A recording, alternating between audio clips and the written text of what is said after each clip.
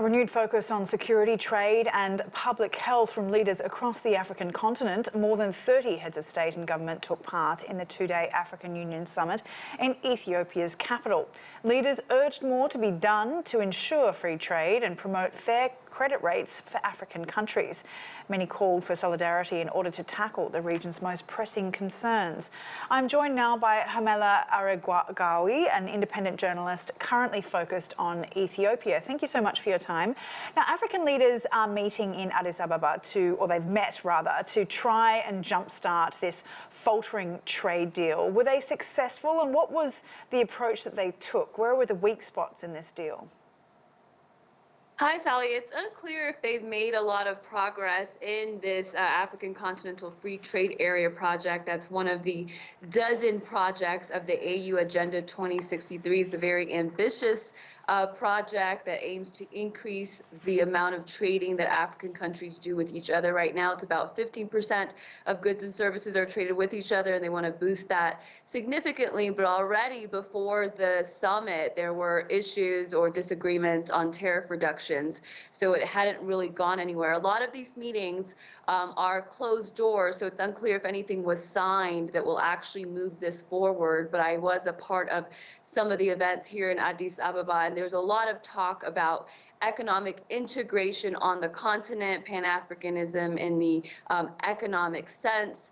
And so the goal is by 2034 to really be able to take about tens of millions of people on the African continent out of poverty through profit models done by changing the way that Africans trade with each other. But there's a lot of pessimism among some people as to whether this will really produce any results in the near future. But the general sentiment here in Addis Ababa among leaders and those who attended meetings was positive and continuing to look forward. As you mentioned, African nations currently trade only about 15% of their goods and services with each other. Perhaps you could give us a little bit of context and background about why trade within the continent is so low, has been historically so low. You know, from the outside looking in, it seems a given that African nations should trade more and more with each other. Yeah, you know, there's many reasons why African countries are economically underdeveloped, which is, the trading part is a symptom of that. One of the issues is these reoccurring conflicts that we see in parts of the African continent, which was a huge focal point in this AU summit, the peace and security of countries, particularly right now in the DRC and the Sahel region. Ethiopia just saw a 2-year conflict. This does not advance any sort of economic progress that any country has. So anytime there are conflicts on the continent, that sets the countries and its people back economically. The other issue that's also been talked about, the AU Commission Chairperson Mustafa Mohammed mentioned this, is the issue of the international institutions in terms of international, specifically financial institutions, and how they really hamper development on the African continent. The Kenyan President Ruto has talked about